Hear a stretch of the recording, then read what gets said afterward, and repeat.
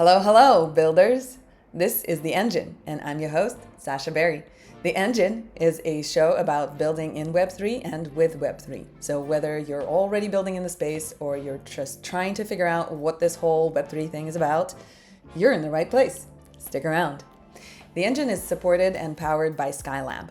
Skylab is a community of Web3 builders, founders, and investors. Between ourselves, we often describe it as AA for founders, except for we're not trying to quit being founders.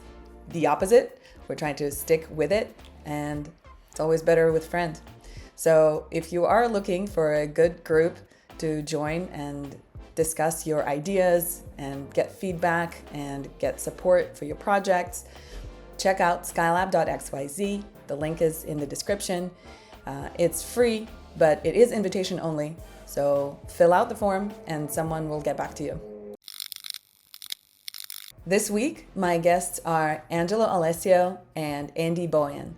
Angelo is one of the co-founders of Build Cities, which is a global cooperative of startup cities.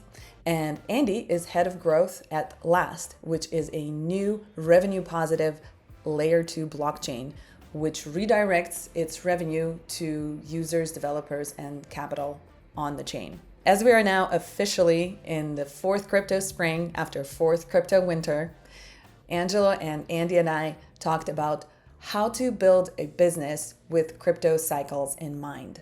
Crypto is a crazy industry to be in.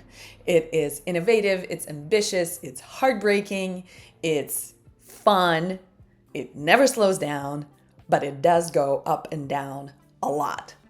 And one may say, well, it's just the nature of business, it's just nature of economy. Every industry goes through ups and downs. That's just how we evolve. Thing is, I don't think there's any other industry that is quite like crypto that lives on these very specific 4-year cycles that are attached to Bitcoin halvenings, or at least we have been living that way for the last 15 years now. I'm not going to get into what halving, or if you're an OG, halvening is. I'm going to make a separate video about it because most of the professionals in the industry know what it is. The thing with crypto is when it's good, it's really, really good. When we are in the spring and summer of crypto, investors are flowing in, money's flowing in, there's a lot of interest to the industry, everybody's excited about it, everybody wants to be part of it. Everything is going through the roof and all the way to the moon, including the company valuations. But then when it crashes, it really crashes hard. As a founder, as a company, and as an individual, you have to provide your own soft landing to the best of your ability. Honestly, previous cycle, I didn't do so well. I crashed pretty hard. Part of it was shitty luck. Part of it was my inexperience and my inability to navigate well. And so as we're getting into this new cycle, I really want to find a way to navigate this better, and I'm sure many of you do too. So this week, Andy, Angelo, and I talk exactly about that. How do you navigate the cycle? How do you navigate building a business when you know that you have to grow really fast and then you have to find a way to adapt to a rapid slowdown? We also recapped our ETH Denver experiences. You can probably still hear I'm still recovering from my ETH Denver cold, but it was an amazing event, and Andy and Angelo are sharing some cool tips for builders, founders who want to participate in crypto conferences, which is one of the biggest, most important parts of crypto culture. So some cool tips right there for you. So we cover a lot, and we'll get right into it. But first, a quick word about the contributors of Season 1 of The Engine, Threshold Network and Build Cities. Threshold Network provides a suite of threshold cryptography services. So if you're building an application that involves private data and trusting an intermediary is not an option, check out Taco. Taco is the only encryption and access plugin that is end-to-end decentralized. Builders use it in all kinds of different applications, whether it's seed phrase recovery or crypto inheritance or media libraries management or even concealing in-game assets. If your application has to do with any private information, go to threshold.network, Check out Taco documentation and see how easy it is to integrate this plugin with your dApp. Build Cities is a global cooperative of startup cities. The world is changing rapidly. For centuries, capital and knowledge were locked into certain ecosystems. A handful of cities across the world, London, New York, Tokyo, a few others. But now, things are changing, and resources can flow freely across borders all over the world. Passports, visas, regulations may still prevent us from moving to places physically, but we can transport anywhere over Zoom. Build Cities is creating digital infrastructure for communities across the world to connect and access all of these resources. Check out their website and see how in this new world, Lagos is not far from London and Los Angeles, and Nassau is right next to Paris and Phuket. You can join Build Cities community right now with your Discord login. It's easy, don't need to pay. You can find the community in your town, or maybe in the town that you want to move to, or maybe in the town where you want to be doing business with. So go check them out, find them. You can also mint a collaborative generative AI NFT that will give you access to all the future events and perks and benefits of being part of Build Cities. All of that information is on the website. Links are in the description. And now let's dive into our conversation with Angelo Alessio and Andy Boyan. Angelo, Andy, welcome to the engine. Thanks. Awesome to be here. Yes, likewise. Thank you, Sasha. Yay. Well, we're tackling another gigantic topic this week. We're going to be talking about building a business in the cyclical industry. How do we survive those ups and downs? Before we begin, we usually start with everybody's path into crypto.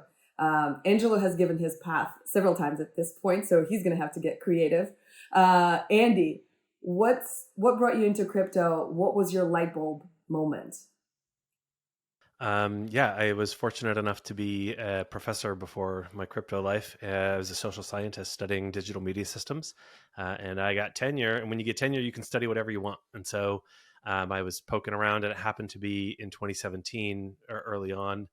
And I got plugged into some communities just doing research. I got plugged into some research-based communities, and not only did I see the potential for composability and permissionless systems, but then the market took off and I saw the passion of people, both curiosity and builders together. And so it was just obvious. It was like, oh, this is a new way to transact and do business and build things. You can raise money without, having to be an investor and have all these, traditional connections and systems.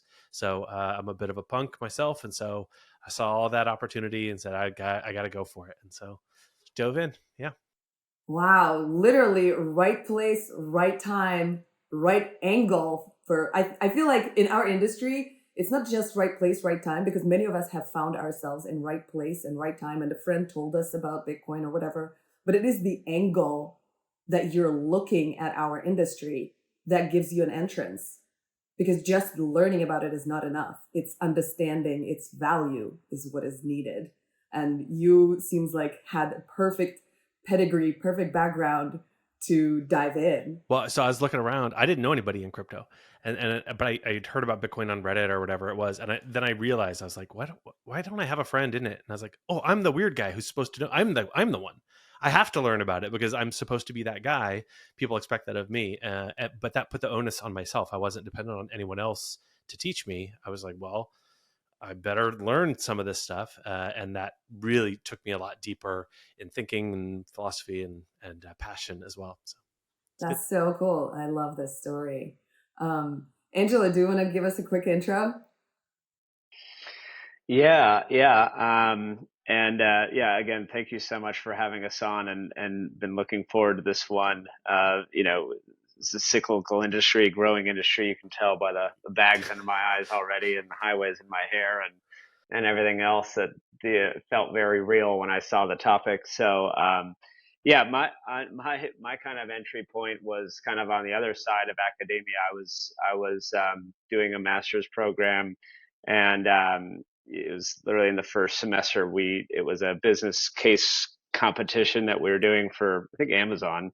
And then one of the solutions that was coming up was for the ideas we're just kind of tossing around was the implementation of Bitcoin as payments, or and I was kind of dismissive at first, like, oh, why do you need that?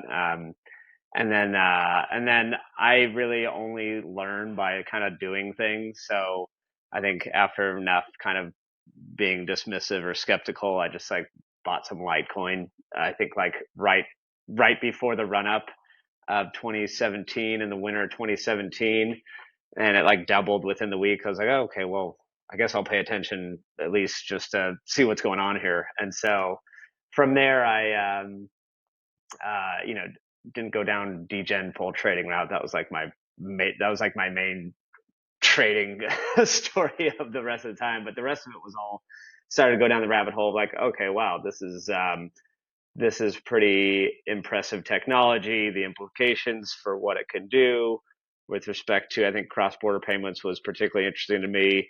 Also, just this was an MBA program in the middle of New York, so it was like the financial capital of the world, and you start to see that the underbelly of that world a little bit, and you're like, okay, well, this is literally ground floor infrastructure from scratch that is, democratized and available to anybody with an internet connection. And so, um, you know, just the more I went down the rabbit hole, the more I was like, okay, this is like, I want to work here. And so, um, um, yeah, so I think it started with some personal benefit, and then kind of ended with more of like, okay, this is actually the way forward, or as Coinbase so brilliantly puts, this is upgrading the system, and I think that holds very well, Yeah. holds very true. So yeah, That's a classic thing, right? That we always say in crypto: came for the money, stayed for the technology, or stayed for the friends, yeah, stayed sure, for amazing people. Well, speaking of amazing people, we all just got back from ETH Denver and are all still recovering from it. I had an amazing experience. I'm still only maybe 30% into follow-ups with all the people who I met there. And I think first day actually capable of having a conversation without going into a cuff fit. So really excited about that. I'm going to try not to go into a cuff fit. So what was your experience like this year, Andy? Like, that was a big year for you. Really big year for us. So context, I've been to a few ETH Denvers with my previous project, Infinity Keys. It's still going. Infinity Keys is still on. We just launched some fun stuff today for the community to use. But at the end of last year, I joined a new L2. It is called Last, and it's a new take on native yield chains. So and the team just got together, and so we had never met before. The checks for the seed round hadn't come in yet. Like it was really fresh. But we decided to go and just say hello and make sure that people knew who we are. Didn't need to be everybody, but wanted to see like, how does the team work? One of the reasons we went is like, how do we talk about this? Like we're still figuring out our messaging and things like that. And so the mission was to go and talk about it, to be a little bit disruptive, and try some things and see how the team gels and all that. So it was a new experience. And we did some stunts, and they were incredibly successful. And so we had a tremendous amount of fun. Well, tell us a little bit more. Tell us, you sound very, you're coming out of stealth, right? Sort Ish. of. Okay. Ish. So we're not like doing the publicity circuit. Like we're not talking about. So it's real alpha, by the way, everybody. Listen up. Real alpha. There's plenty of time for all that. Once you start announcing investors and raise amounts and round numbers and things like that, and incentivize test nets and stuff, then everybody comes out of the works. And so we've got time to build and to strategize. I think this is a strong, large play. This is not, a little fun NFT project. Those are cool too, but like this is a play. And so we're doing it thoughtfully and strategically. And so so we're not going that whole publicity route yet, but we will at some point For sure. down the road. But so at ETH Denver, what we're just trying to do is exposure. How do people react? What's our branding? All that. And so, and nobody knows who we are. We're nothing. It's just a couple of guys with an idea. And so, and a team and some tech too. But so what we did is we identified other crypto parties in the evenings. And instead of doing a booth at the conference center where people just come up to you and get swag and stickers and stuff, we took our booth to the lines for these parties. And so for the first time, we went to Barachain's party, and they're kind of a competitor. They're a native yield chain, so it's a similar sort of thing. And so we went to their party and brought a food truck and set up banners and like booths and swag and like all this stuff to give people stuff, and shield people coming out of the Barachain party. Well, that didn't work very well. We were not parked in a safe spot. And so this is our first event as a team. Like, we've never done anything together. It's the first time we've done anything. The cops get called on us. We got to like wrap everything up and go, because people were not very happy. So real punk style. The cops, it was intended to be guerrilla, and we knew that was a risk. Like, and so risk. It happened. First one. So we did get the cops called on us on our first event. Nice. By guerrilla bombing Barachain party. But then we went to the base rave, and we were a little bit down the street from it, but we found a great parking spot, and the line to get into the rave it was gigantic. all along the sidewalk. And we just I stood there with shirts and shilling people. And then we had a food truck, free food, and like all our branding and stuff. And so people came in the line and were like, "What are you guys doing?" I was like, "Do you need a meal?" And they're like, "Oh God, yes." And so we talked to hundreds of people in one night because we were the only booth. It was just one of us. And so it worked perfectly. That's the next amazing. night we did a similar thing, and it totally didn't work. But the following night, there was a West Ham party, and the Milady Rave, which is a very popular party. We're co-sponsors there. We're very involved in the West Ham community. And so we brought the food truck there and did the same thing and whatnot. So that's so cool. We tried some fun stuff. I didn't make to these. Like, that's why I didn't see you, because I tried to go late this time, but my late was 1. Like at 1, I was like, okay, time to. I went to bed at 6. Yeah, I figure if you were at all those after parties and raves, yeah, for sure. Wow, that's amazing. Well, and it's also kind of tricky because people always ask me, when people go for the first time to ETH Denver or any crypto conference, people ask me, well, so which events do I prioritize, the day events or the night events? Like, is there any business being done at the parties, or is it just like crazy drinking and party? Pretty much 24/7. It's just nonstop, and drinking also can start at 11, maybe even earlier. We're all united because we're passionate about this industry, and so I had some drinks on Saturday night and stayed up late, and Blau's playing. Like it was insane. Like he was right there. He was like 4 feet from me right there, and it's insane. But then you look at people and start talking to them. Hey, what's up? How are you doing? And then you just start talking business because we're there to because I care about this, and so is everybody. Well, we start yelling about business at each other. Over music. Yeah. But it's part of the adventure there. So for people who are going for the first time, my advice, it doesn't matter. Go with what keeps you healthy. If you can sustain the late nights, do it. If you can't, you don't. But here's a tip. Go talk to the people in the corners, because there's developers who don't like to talk to anybody. They're there and they're having fun, but they're not going to be the most engaging, 100%. But they're ready to talk. And you go over there. I met some really amazing people. I'm not going to go into it because I'll let Angelo have a turn here, but it's some of the most high value stuff you can do. Just go talk to a stranger who's standing alone. You never know who you're going to strike up a chat with. My classic line, I always come up to girls, and in the NFT boom days, I used to come up to girls and be like, hey, woman in NFTs. Well, now I just say, hi, woman in crypto. And it's always a conversation starter. And unfortunately, many times the girl's response is, oh, I'm just a +1. And I'm like, no, girl, you're not just, and you don't have to be a +1. You can do your own thing. And I go into like this whole feminist spiel. Really passionate about that. Yeah, and I mean, hey, when you get the cops called on you, that's always a good sign that you're doing something right. So hats off there, Andy. That sounds like a great strat. We also did a cafe, which I had not done before, but basically we co-sponsored a cafe and we just rented it out with another couple of projects. And that was nice just because we just had somewhere to go and somewhere to send people. Like, we'll just be here. we didn't have to go to the other places, and then people came and they found us and they had coffee, and it was a nice place to chill. So It's better than a yeah, booth. well, we haven't done the booth yet. I think we'll have to eventually. There's value to that as well, is just to get pure traction on it. And there's some level of, like, I went to the main conference and I went to go talk to some partners and friends, and I knew exactly where to go. They were at their booth and I could talk to them, and then the next one, and then the next one. And so there is value in that. Yeah, for sure. But yeah. Yeah, no, I managed to hit, I was talking to a bunch of L2s and I managed to talk to all of them within 2 hours. How can you do that in any other circumstance?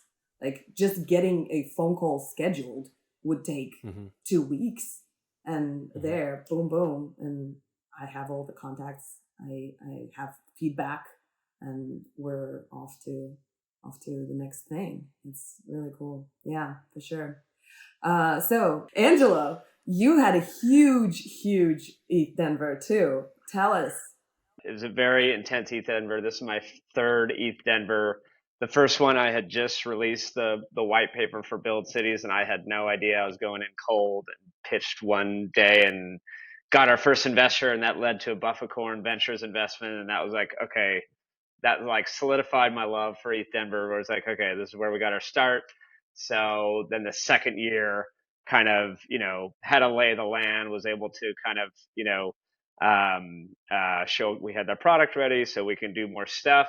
But then this year was like a full on kind of, fully planned kind of breakout for Build. So we did two main things that were really effective, I thought. I couldn't say that anything could have gone any better than how it went. So first and foremost, we have because we have a membership model for Build Cities, where there's a free public tier, but you can also mint a membership NFT. It's called a Dream, and that unlocks features in the platform and a whole other slew of things we can share about in the notes. But one of the things we basically gave to those memberships is free stay, free accommodations at a hacker house. So we rented 2 Airbnbs in the same neighborhood.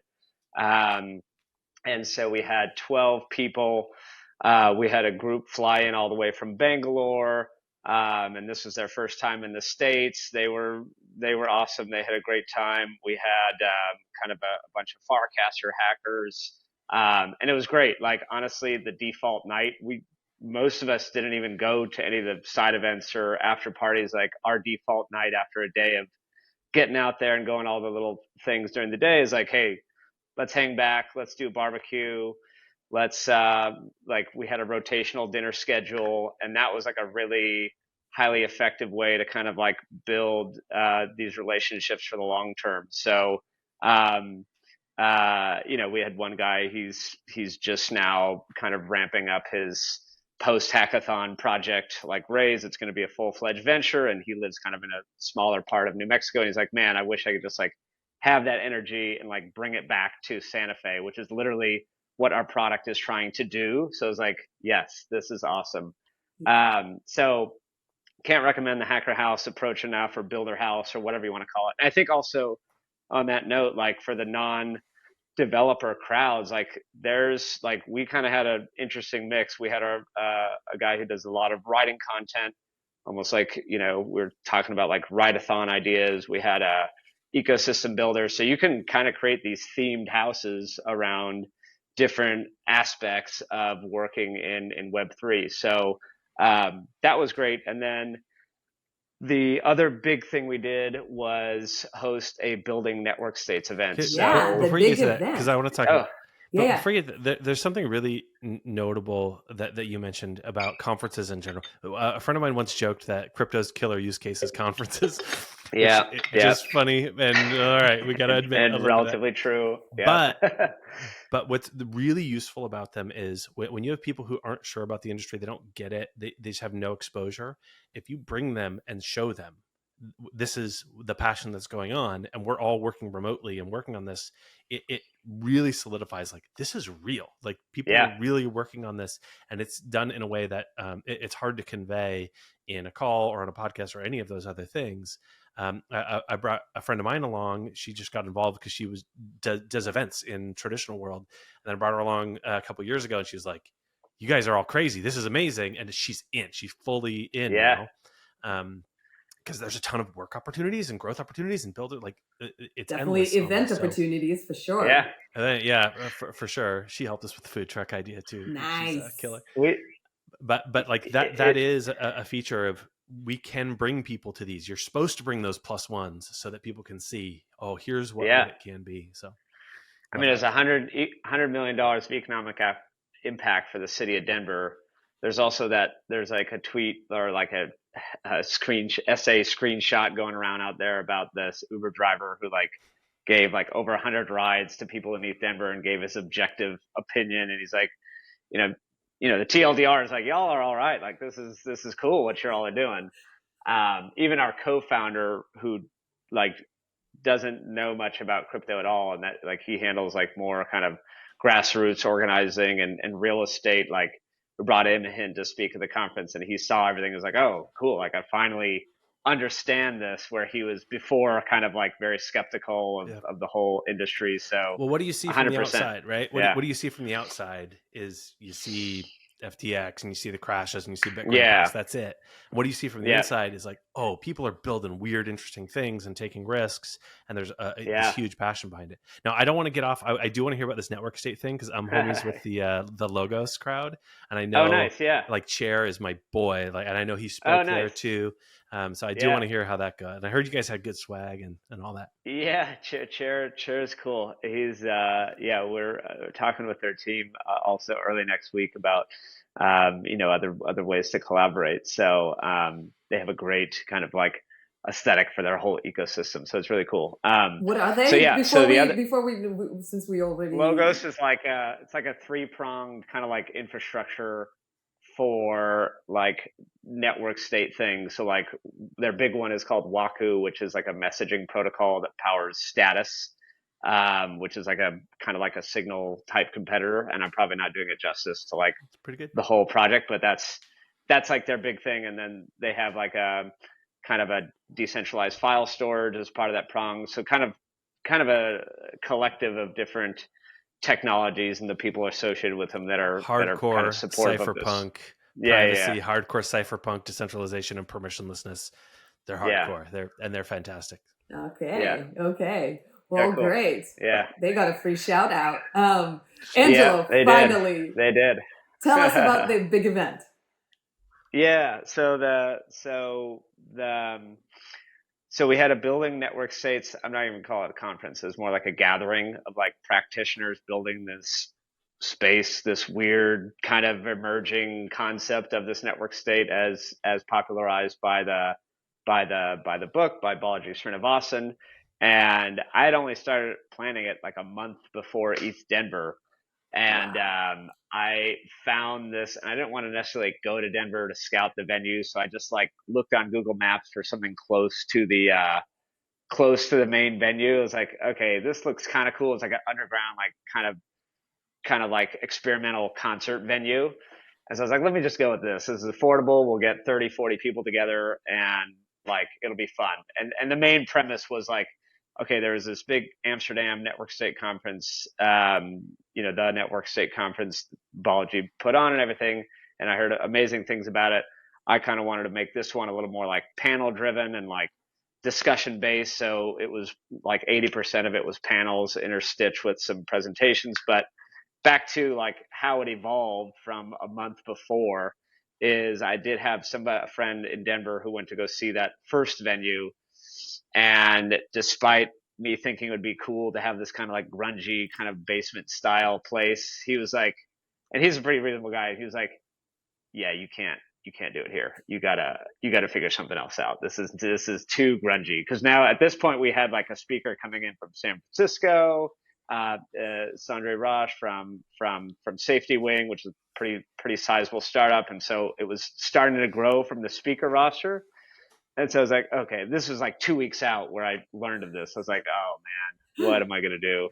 So no shortage of like hair loss to get it together. But we ended up went back to the map and then found right next to the venue this transportation museum. So the Forney Museum of Transportation, which I've already like basically booked for next year. And it turned out to be like so cool. Like it was literally, as it sounds, like a bunch of old antique cars, airplanes, trains within walking distance from the main venue. We secured that. I kind of just like, you know, it was a reasonable cost. So I just like aped in, put it on credit, but then right after found a sponsor. So it was sponsored by an L1 we've been kind of aligning with pretty closely from like a build out and also just kind of values alignment. We'll shut them out. It's called, Which one? yep, I was getting there. It's Okay. called Xenon Network. Awesome. So it has some really interesting origins starting on Bitcoin Talk Forum, very cypherpunk-esque. They had the first inscription on the first Taproot block. So, and then like the actual wallet and everything is like one of the most robust products I've personally ever seen. And I have mostly a product background. So it's like very intriguing. And even the ecosystem fund is embedded at the protocol level. So I was able to submit my request like, hey, this is what we want to do. We're requesting this amount of funds. And the entire network voted through like a delegation system like, yeah, this sounds cool. Let's do it. And the funds were released. And so we were off to the races.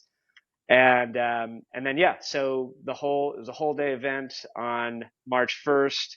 We had panels from, you know, the first panel of the day was founder of Cabin, Praxis, and CDAO, which are kind of like some of the more reputable network state projects.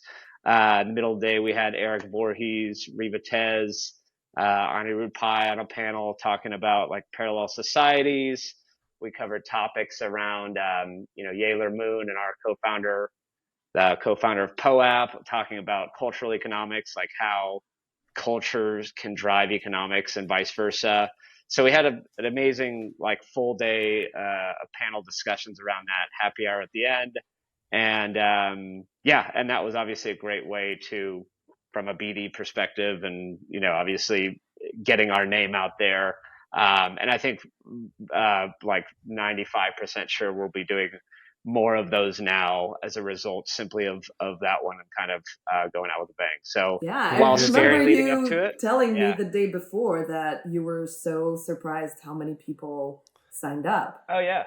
Yeah, it was a paid event. We able to sell out like, you know, yeah, it went well. So one of the things to note, like if for founders, for builders, is event creep.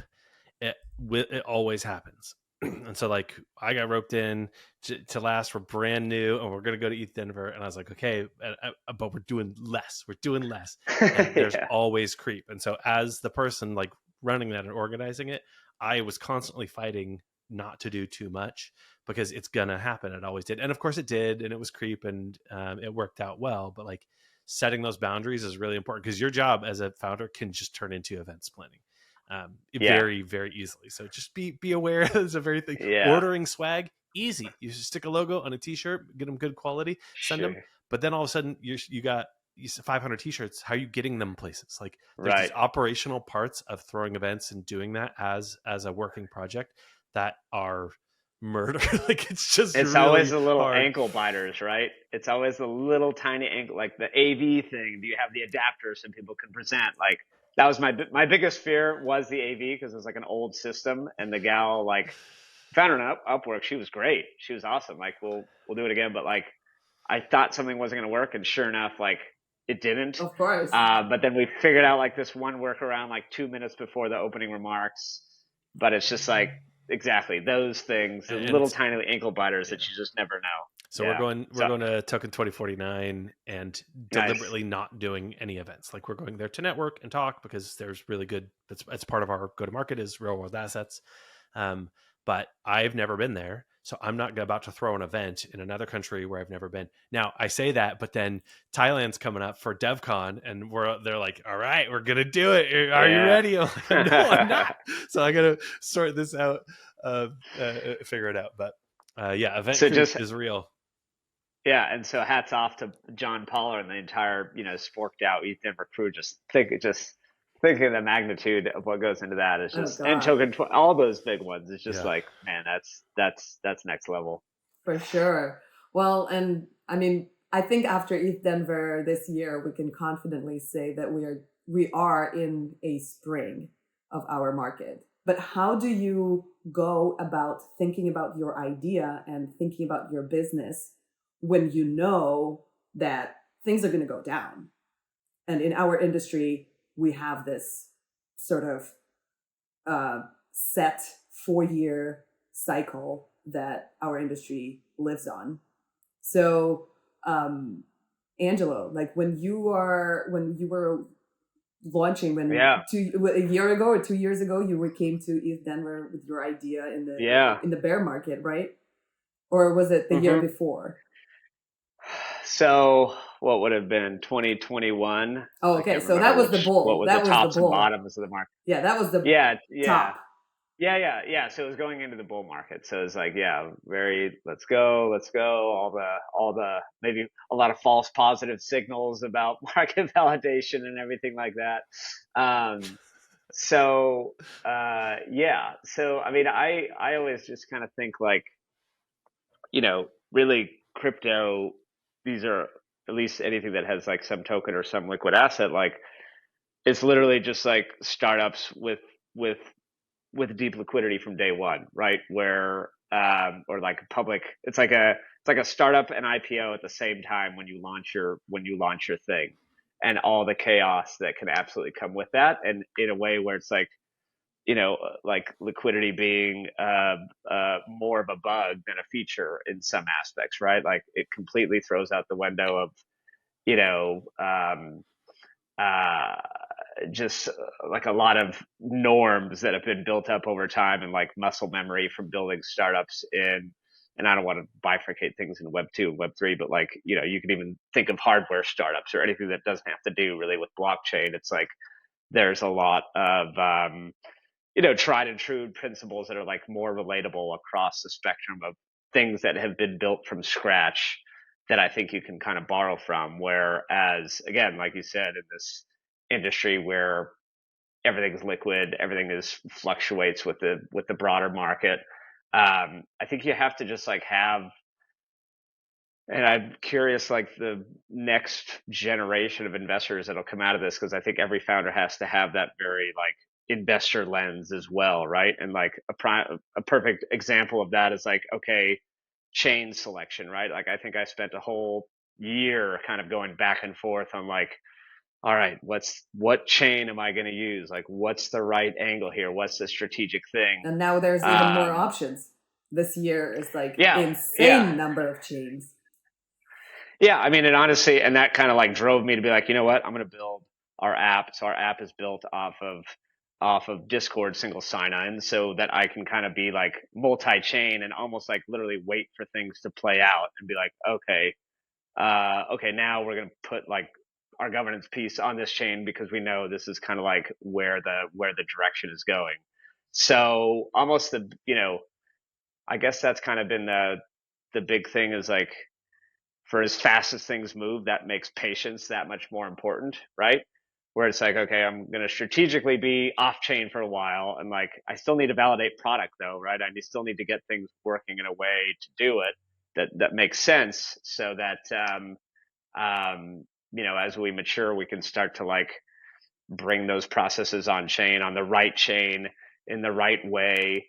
So I think it's like, in a way, I guess, the TLDR of what I'm trying to get at is like, there is a lot of ways you can insulate yourself from the market itself, where you almost like decouple your product, your roadmap, your development from the chaos that's out there. And whether that just be like, hey, maybe you're just like leading with a lot of marketing push or like a big kind of narrative push as the product develops in the background. Or if you're, you absolutely know gung ho, you're a new infrastructure play, maybe you're all in on product led development. But I think there's a way you can insulate yourself from the market chaos in a way where you're de-risking yourself from that fluctuations in a way that's like you're thinking about bottoms up. So like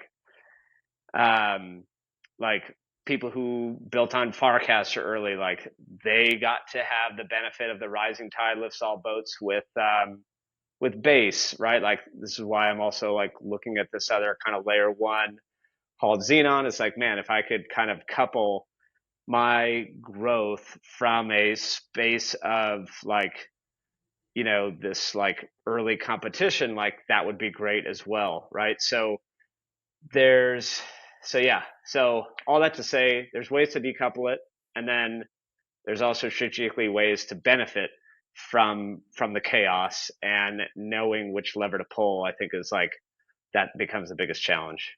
Yeah, for sure. Andy, what was your experience um, thinking about starting a business in the at the tail end of the bear Top, when top. I started Infinity Keys at the top. I am a lesson. I'm going to do the cardinal sin. I'm going to give founders financial advice. oh This no. is financial advice. If all your friends are millionaires and they encourage you to start a business, no. Because if you need to Oh god. raise 50 grand from 10 people to raise $500,000 and everybody's a millionaire, that's fine. They'll give it to you. Oh yeah, great idea. Sure, go figure it out. We trust you. We're like, you're smart. And that's what people did. They really did. They didn't give it the critical thinking, and I did. Like we thought really hard about it. We still are.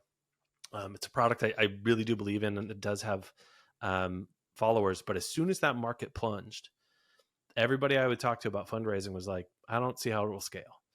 And they really started thinking about it because all of a sudden the money mattered a lot more. And guess what? They were right. It didn't scale.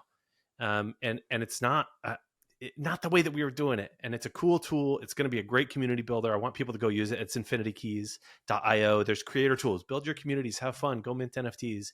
But it's probably not going to scale to the size of an OpenSea or Coinbase or anything like that. Like it's just not, doesn't have that. But everybody was giving me the advice because they trusted me and they were millionaires. They don't care. So yeah, they wrote checks real easy. Wow. So that's the danger of building in the bull. Now, raise money in the bull because it's easy to raise money, but wait until the bear to really test. And so, Angela, it sounds to me like you guys really, when people were not just in the hype cycle, you really started to develop your product. And we did that when we were starting to run out of money because we were still paying bull market rates. So there's a real hard balance there. But that's my financial advice. Don't don't do it in the bull market. Get excited, have fun, learn the ropes, learn who's who, make your own money, and then you can put your own money at the bear if you've taken it off the table appropriately to test things out and to build things. Because it's such a different environment. And Yeah. I've been in the industry for a while, but I didn't plan for the cycle. If you're sure that the number's never going down, do not start a business.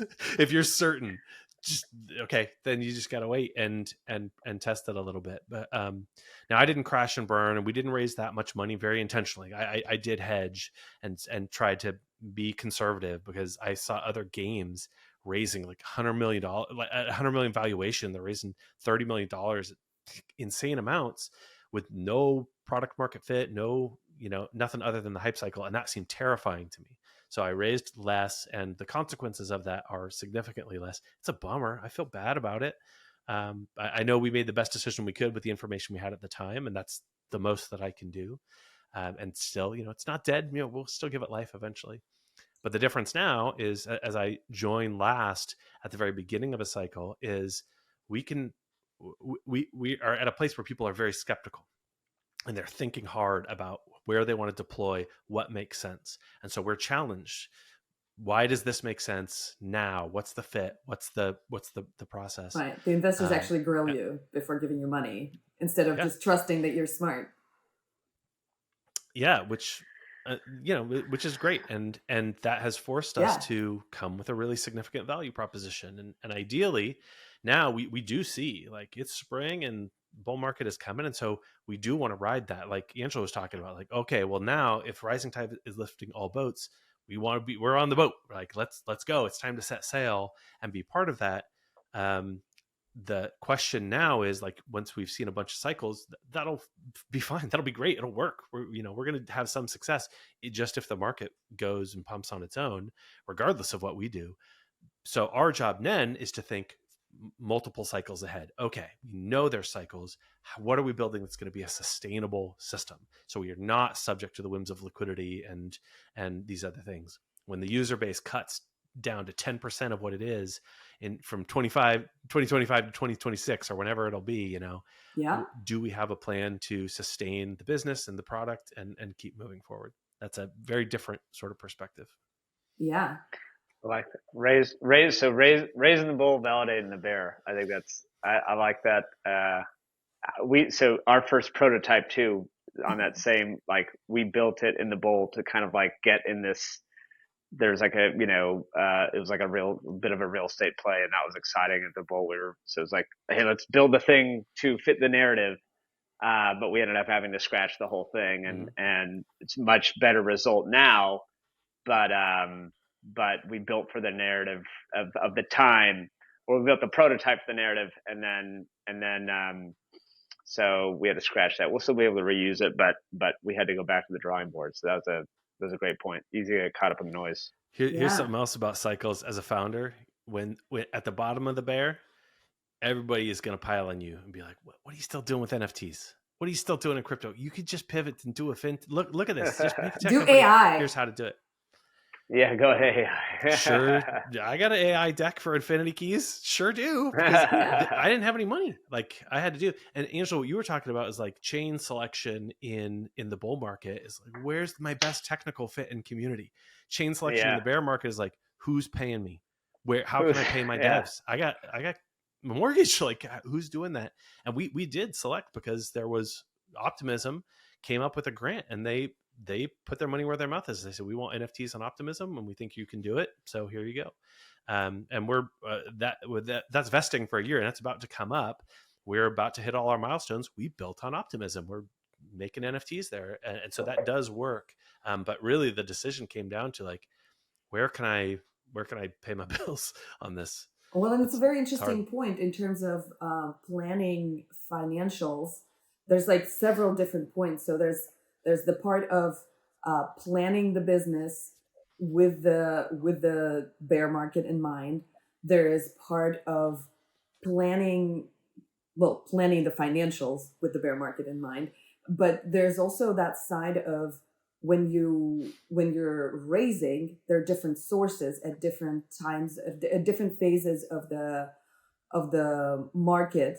In the bear, you may want to turn to grants and foundations and try to find support on the more foundational level. Whereas when the market gets frothy, there's more opportunities, people with different sources of money coming in. And it's a different pitch, I'm assuming, for a foundation and for a VC. So there's that.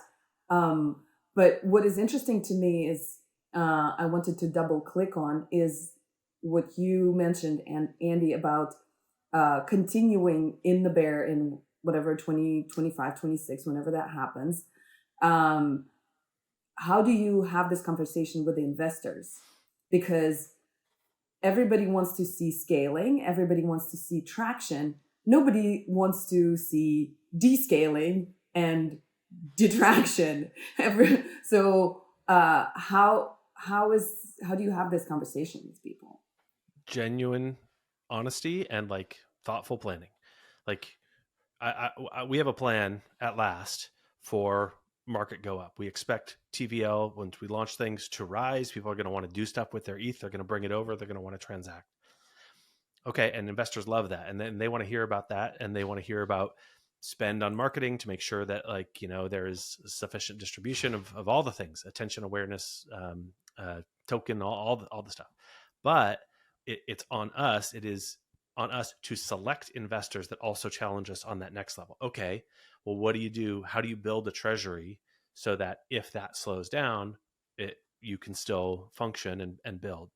And in our case, the whole model of what we're building is a sustainable chain. It makes its own revenue. It drives profits from the revenue back to the community. And so it is meant specifically to manage these cyclical things as a product itself, as a platform, as an L2. So we've been fortunate enough, like that's the product. So we have to think about those things. How will it work and go forward? And crypto as it matures, Web3 crypto as it matures, we probably need to start taking a more honest approach about what our financials are going to be, what our daily active users are going to be on a 2, 3, 5 year, 10-year time frame. And investors, I'm hoping as well, will hold more people to that. I'm still not all the way sold that we're there yet, because there's still, pump Yeah. potential for a lot of this. But for products that are trying to build real things and sustainable systems, you got to find investors that will hold you to that and help you do, multi-year financial planning in a variety of scenarios, and just take those steps. Yeah. Well, and it's tricky with even operational part of the business. When you are scaling up, you want to be hiring, you want to be spending on marketing like crazy. When you need to survive the bear, you need to somehow shrink, and then you have to lay people off. That is never seen as a good thing. And of course, yes, there is some leeway there with, okay, market is going down, the activity is slowing down, but it's still, I mean, it's frowned upon and it's hard and it's difficult for an organization too, to maintain culture, to maintain relationships and maintain trust with employees when when you need to shrink. So I don't know if you have any ideas about how. Well, don't lay off hundreds of people in one day with an announcement. Like, Yeah. I'm gonna call out Polygon. They blew it a couple months ago when they did that. Like, that just wrecked. Oh, that was terrible.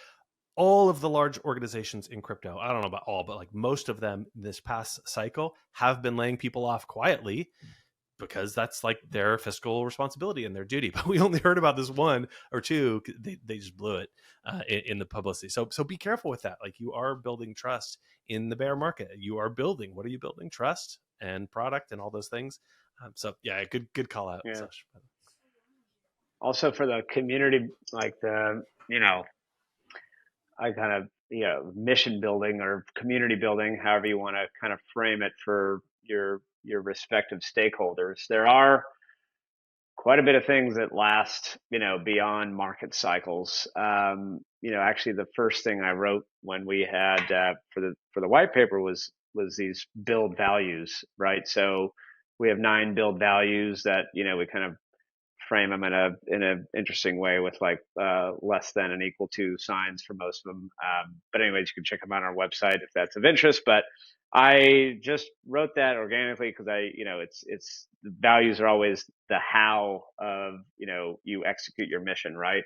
And after we started getting some really traction, like I was all just gung ho on, hey, I got to raise a product, we got to get marketing out, we got to fundraise, we got to do X, Y, and Z. So I was just like heads down into the the nitty gritty of the business. But resoundingly, the folks who have expressed like why I joined Build or why I'm part of this thing, it keeps coming back to the values. And so that was like always a pleasant surprise in both the bull and bear when people say that, because like, oh wow, like you kind of think of it as like table stakes to do this, um, but to see how significant they are and how impactful they are,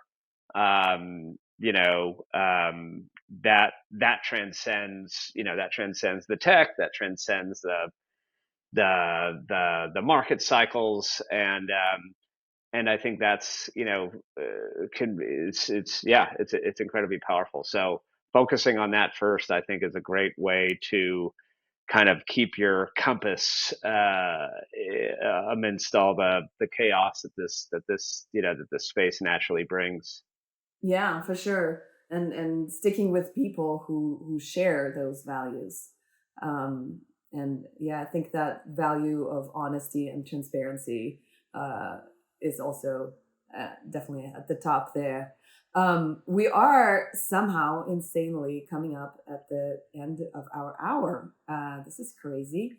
But I do want to ask you, before we start wrapping up, one more sort of substance question. What do you feel are some of the important skills, or maybe even hard skills, that a founder should have as they're getting into crypto specifically? I'll start it. I mean, I think you should absolutely have you don't have to have product experience, but you should be pretty like at least curious, or at least using a lot of the stuff that crypto has. It honestly always surprises me when I talk to an investor who just like doesn't use the products of the things they invest in, or just like out of the first go, like I host our investor meetings in our build app now because we have video conferencing, because that's like, I want you to try this. Like this is literally what you're investing on, right? Like the code is going to outlast me. It's going to outlast our team. Like it's going to do the thing. So you should use it. Right. And I think, founders need to have that, again, not product experience, but at least like a very keen and deliberate interest in how the product is evolved and its shapes. And that could start from design first. Like, in fact, that, now with AI, just kind of like commoditizing code a little bit, like design is going to be the thing that stands out even more so. Yeah, UX, UI. So like getting it intimately familiar with at least Figma or GitHub, or ideally both, is, I can't recommend that enough. I don't quite understand founders or investors who aren't doing those things. So yeah, that'd be my take. Yeah, so those are two great tips, is maintaining and growing your domain knowledge and understanding crypto, and being part of it and engaging in it is number one, and getting a basic idea and basic knowledge in product development and UX, right? So yeah, those are some good tips. I saw some crazy stat that there's like less than 1% of people in technical industries, developers, who have tried Chat GPT-4, or not Chat GPT, but GPT-4. Wow. It is insanely low. This thing that, like, those of us who have tried it are like, okay, this is a pretty serious thing, and it's like taking over investing. It's this whole thing, but you got to use the products. One of the best panels I ever did, or conference presentations I ever did, it was just use crypto. I shared screen and logged in and like said, here's how I post on Lens. Here's what I'm doing. Here's what I'm doing with this. I'm going to go get this NFT. Here's where it shows up in my wallet. I'm going to make a swap on Uniswap. And people were blown away. It's a crypto conference. Use the products. Like, get some ETH and go do some stuff. Now there's layer 2s. It's cheap. Anyways, so that I heartily agree. With that one, if you're playing on L2s, bridge some stuff. Check them all out. Like, see how they're different. Some of them are... Like Solana, I was really surprised. Solana's not that fast. It's not that cheap. Apparently not. I used it, and it's like, this is just like optimism or whatever. Like, it was, anyways. But so I love that one. Use the products. Mine is comes from my background. I am trained in communication as kind of my base discipline. Good communication and healthy communication with yourself, your partner, your interpersonal partner, I mean, specifically, as well as your co-founders and team and investors, like all of that stuff. I've found nothing more impactful than being honest and being transparent about why I'm doing what I'm doing, and thinking through things and my fears and my worries. That can be a good, and then you take that and maybe also get a good, sorry about bumping, take that and maybe also get a good therapist as well, if you're going to be a founder in crypto, because it gets a little wild sometimes, and you got to make sure take care of your mental health. Really do, because the stresses it's not a joke. It's not a joke. Really, and we've seen some less public meltdowns. We've seen a couple pretty public meltdowns that had impacted people terribly. And Kevin Rose recently went public about his mental health situation, and he was transparent. Unfortunately, he didn't manage that part of business, his own mental health well, and that led to terrible consequences.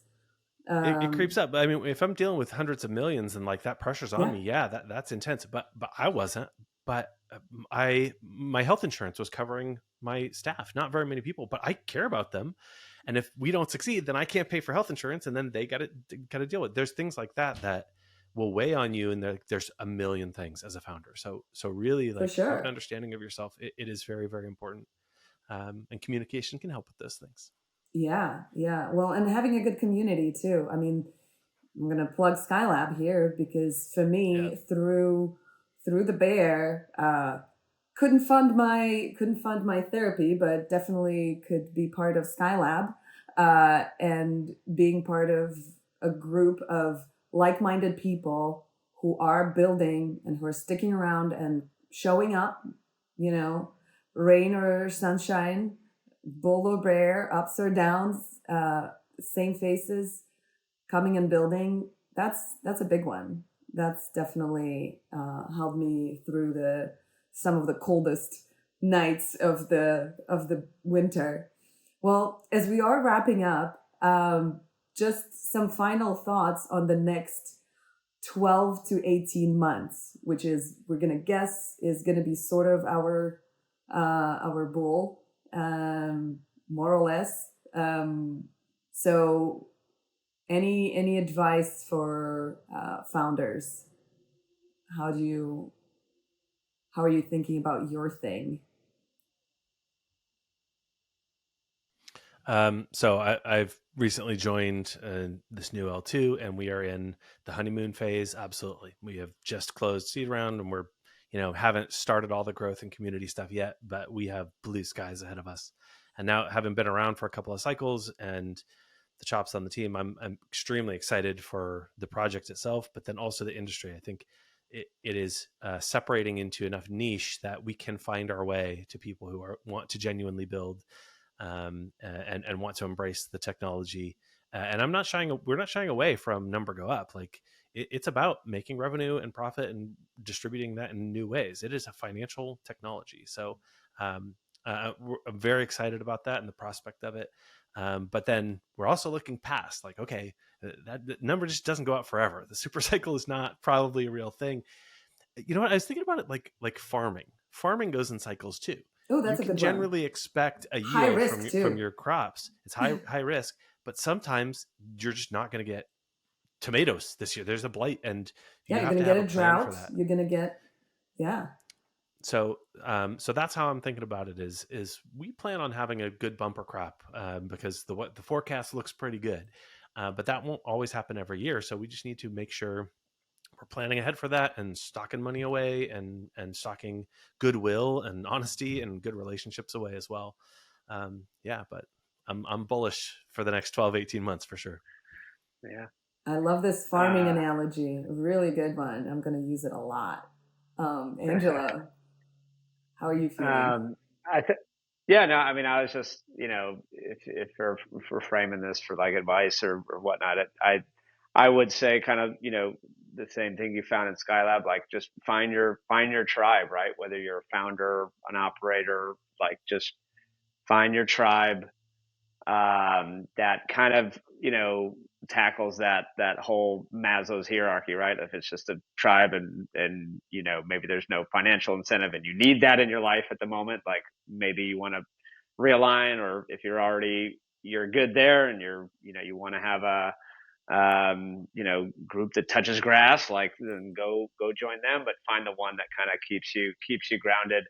That's what our platform's kind of designed to do. We have over 1,200 digital communities in 58 cities on 6 continents, and the more we can help people place them into their tribe, the better. And then, as a result, we also kind of have our own build tribe as well. But yeah, I mean, I think it really grounds things in a way where it's like you can create your own signal, and insulate yourself from, because there's always going to be the noise. And I think when you have a group that you can go further together with, and then you're able to kind of, like, not only find the signal, but then also kind of create it and have your own kind of impact on whatever project you're working on. Yeah, So yeah, well, you find the signal. Let's go though. Yeah, let's go for sure. You find the Let's signal, go. you amplify each other's signal, and you build together, and all of that good stuff. Well, this was really fun, guys. I really enjoyed this conversation and feeling good going into spring. and exciting times. Thank you so much, guys. Yeah, thank you, Thanks Sasha, for having us. us. Had a fun time as well. That was a fun chat. For more of these, follow Engine on YouTube, find it in your favorite podcatcher, sign up for the newsletter, follow on Twitter, Farcaster, LinkedIn, everywhere. Leave us a comment. Tell us, how did you survive the previous winter? And how you're feeling right now that we're in a spring? And how do you plan to navigate this cycle? If you have survived more than one winter, I would love to hear from you. How do your experiences compare? Really, share your experience. It's priceless for anybody who's joining the industry just now. And anyone, really, because it's not easy. Anyway, check out Skylab, consider joining. Check out Threshold Network, and consider integrating Taco in your dApp. Check out Build Cities, and connect with the community of builders in your city. All the links are in the description. And that's our show for today. Struggle well, fellow builder. You can do it. The spring is here. Cheers.